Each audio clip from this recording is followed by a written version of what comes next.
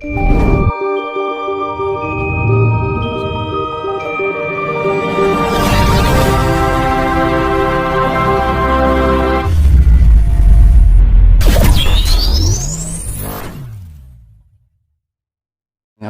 masyarakat harus lebih berhati-hati karena potensi bencana dan lain sebagainya yang tidak bisa dihindari. Itu pandangan panjenengan seperti apa yang? Jadi karena manusia hidup bermasyarakat, bergaul dan berkumpul, kita harus bersikukuh tetap menjaga negara Pancasila. Tapi Pancasila itu suatu ideologi dasar. Jadi bangunannya harus ada. Kalau bangunan harus jelas. Ini genteng, sirap, gelombang. Ini sokonya, gurunya yang mana harus jelas ya. Oleh karena itu kita harus menengok sejarah perkembangan bangsa ini. Bangsa ini sejak tahun 74 itu sudah tidak pernah melaksanakan Pancasila dengan baik. Karena Pancasila itu ada pendampingnya. Pancasila itu kan dipidatokan Bung Karno di depan sidang Dukur di Cumbujo Sekai pada waktu tanggal 1 Juni 1945. Tapi sebelum itu penggaliannya itu sudah ada. Penggaliannya itu sejak tanggal 4 Juli 1900 tahun 27. Setelah Bung Karno bertanya pada tokoh-tokoh lama, tokoh-tokoh agama, tokoh-tokoh sepuh, tokoh-tokoh ini lalu Bung Karno pada waktu itu kuliah di ITB, berjalan-jalan di suatu desa, ketemu dengan masyarakat desa. Di sana ditanya, ada orang tuh kerja nyangkul di sawah, kerja keras, peluhnya itu dileweran, kena terik matahari, tidak pernah susah, tidak pernah masih kerja keras terus, tapi hidupnya kok miskin. Ditanya namanya Marhen. Nah, itulah sejarahnya. Jadi Marhen itu ternyata adalah bukan ideologi, nama orang yang kerja keras, pantang menyerah, punya tanah yang subur, punya kekayaan, tapi kok miskin. Apa yang buat miskin? Sistemnya. Oleh karena itu Bung Karno tidak pernah membenci kepada manusia, itu tidak pernah. Membenci Barat pun Bung Karno sebenarnya juga tidak pernah. Membenci Cina juga tidak pernah, membenci Arab juga tidak pernah. Justru Bung Karno mengakomodir semua itu dalam suatu wawasan yang dipidatokan di PBB ya. Sekitar tahun 60 itu, The Five Principles of Indonesia, Belief of God, Nationalism, Humanity, Democratic, dan Social Justice. Jadi ketuhanan yang Maha Esa, kebangsaan, kemanusiaan, kerakyatan, dan keadilan sosial. Jadi, nah ini adalah pendampingnya Pancasila. Kalau Pancasila tidak didampingi lah, Marhen orangnya, Marhenisme ajarannya, ya, Marhenis manusianya yang berjuang untuk orang-orang yang miskin tadi itu. Nah, kalau tidak didampingi itu, ya Pancasila tetap abstrak saja. Buktinya apa? Tahun 74 Pancasila itu dirubah. Yang rubah juga pinter Orde Baru itu. Makanya orang-orang gelarnya profesor semua, ya. Ada Profesor Daud Yusuf, ada Profesor Nugroho Susanto, ya, yang dari TNI itu. Merubahnya indah, tapi masih seakan-akan tidak bertentangan dengan Pancasila. Tapi sebenarnya motivasi perubahan itu adalah menghapus Marhenisme tadi itu. Karena apa? Kalau Marhenisme nanti tetap dipakai sebagai bahan bangsa, pendamping Pancasila ini, Indonesia itu tidak bisa dikuasai oleh asing. Karena kenapa? VOC di sini 500 tahun. Karena pengen rempah-rempah, ya toh, pengen pala tadi itu loh ya. Di Eropa meskipun membuat hamburger, membuat roti, membuat Kentucky dan lain sebagainya. Kalau tidak ada rempah-rempahnya rasanya sepo toh. Sepo. Nah, itulah makanya palapa itu adalah kekayaan yang besar di negeri ini gitu. Yang Jati sering meneteskan air mata ketika berbicara tentang beliau, Bung Karno. Apa sih yang sebenarnya yang Jati rasakan? Seolah-olah Bung Karno itu kan presiden. Kalau presiden itu kan biasanya semuanya serba terjamin begitu. Tapi seolah-olah saya merasakan ada sisi lain yang mungkin jarang orang memahami. Pripun yang Detik terakhir Bung Karno itu sebenarnya disiksa, bukan tersiksa loh ya. Kalau tersiksa itu kan kodrat alam, tapi disiksa ya, disiksa. Oleh karena itu Bung Karno jauh-jauh sebelumnya sudah ngerti bahwa harus menata sejarah, sehingga sejarah itu minimal menjadi pegangan persaudaraan bangsa-bangsa di dunia. Oleh karena itu, dan Indonesia khususnya dan dunia pada umumnya. Oleh karena itu yang terakhir Bung Karno kawin dengan Bu Dewi. Itu kan Jepang ya, daerahnya daerah Jepang. Karena Bung Karno sadar bahwa Jepang itu adalah negeri pulau kecil yang masih ada kaitannya dengan sejarah-sejarah berkepanjangan pada waktu itu dengan kekuasaan bangsa kita. Jadi Jepang itu kostratnya Nusantara pada waktu itu, Indonesia sekarang ini yang dulu pada waktu ibu kotanya masih ada di daratan Cina. Orang sana menyebut Sriwijaya itu Jelebote gitu ya.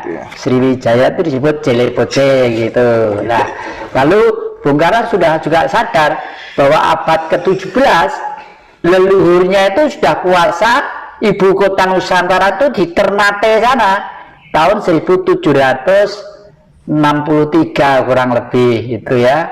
Rajanya itu waduh gagah perkasa gitu.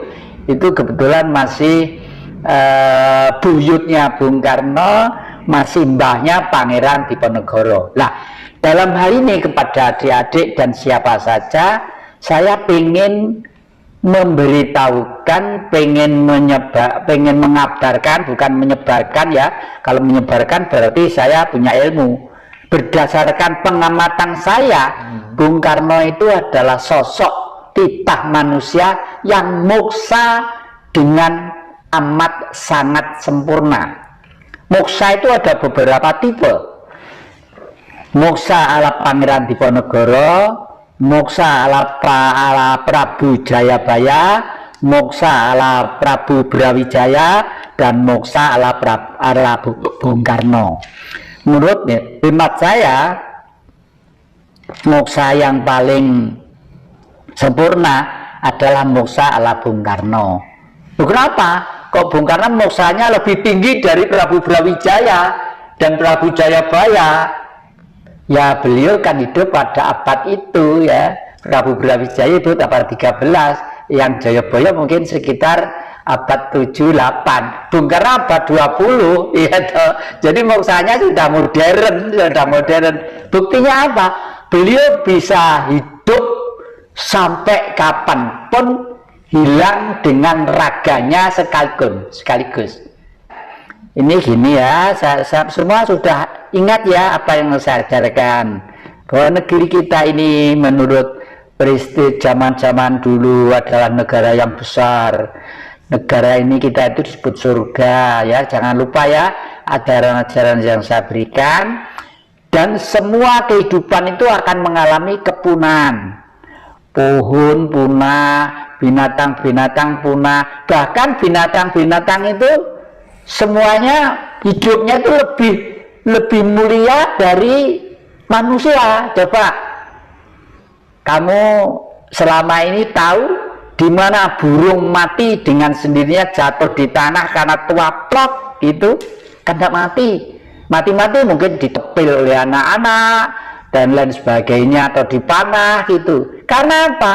Burung-burung itu mulai dari Banten sampai Alas Purwo, kalau mati meskipun burung peret, garuda sampai yang besar-besar terbang dulu ke puncak Gunung Lawu, karena Gunung Lawu itu gunung suci. Di sana itulah kepundan kawahnya sudah mati. Makanya kalau kamu nanti naik ke sana akan banyak tahu tempat-tempat bekas-bekas belulang-belulang burung-burung itu.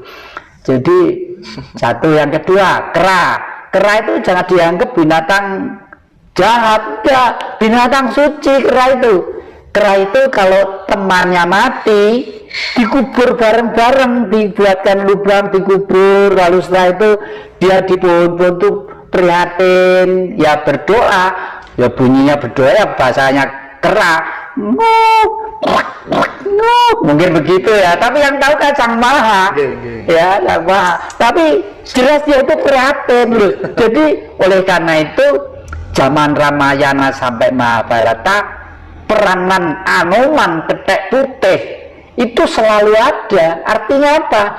Kera itu contohlah adalah binatang suci yang mengerti peradaban dan selalu setia kepada temannya, bahwa jasmani ini pinjaman bumi harus kembali ke tanah, sehingga diharapkan rohnya kembali suci menyatu dengan sang matahari gitu. Menyikapi yang sampaikan tadi terkait dengan ikan-ikan pada pengen ke darat. Nah, kita yang di pantai utara, yang di pesisir pantai selatan, ada nggak yang saran, masukan supaya menjadi solusi supaya kita terhindar dari mara bahaya dan lain sebagainya? Ini solusi sementara ya. Nanti tetap merupakan babak penyisian. Ini mau garu itu garu wis waya liwat. Tapi kita itu diberi kesempatan, diberi otak itu untuk berpikir. Paling tidak itu kita itu mudah-mudahan terhindar dari garu yang lewat tadi. Banyak yang istilahkan garu ya, yang ya. Garu itu kan untuk membaca sawah itu ya, garu gitu. Dan garu itu fungsinya apa? Fungsinya adalah menghilangkan predator-predator yang nanti kalau ditanami padi jangan mengganggu padi itu. Nah, padi itu adalah manusia gitu ya, adalah manusia. Jadi garu ini terlibat, hati-hati gitulah. Biasanya kita kurangi makan ya, kurangi tidur. Kenapa kok ngurangi makan? Mau manusia hidup butuh makan. Orang itu kalau saya waret, saya ngelukro biasanya musim ini tok turu ya, padahal justru orang lapar inilah yang biasanya tuh bisa adaptasi dengan alam ya, dengan alam. Raja Ternate dulu panglimanya ada dua, yang satu berbentuk gagak, burung gagak, yang satu anjing. Itu panglima perang itu. Dan beliau bisa, misalnya kenapa kok gagak? Gagak itu diperintahkan, ayo musuh katanya mau masuk Indonesia, kamu terbang ke utara, nanti kasih tahu deh, terbang gagak terbang ke utara misalnya sampai Surabaya, itu lalu kembali, ini perahu-perahu musuh sudah sampai mau mendarat di Tanjung Priok misalnya sekarang ya, lalu gagak itu di sini mancik di bahunya sebelah kiri sini, lalu BCI. Yang tahu sang raja itu, karena leluhur kita itu sakti-sakti. Sekarang sudah mau mendarat di Surabaya. Ya sudah, ya terima kasih. Sejak mana, wes, golek bojomu kono. Nyata itu sekitar abad 17 Raja Ternate itu ya. Lalu yang kedua anjing punya tugas khusus. Kamu sini, siap Doro, kalau misalnya ngomong gitu.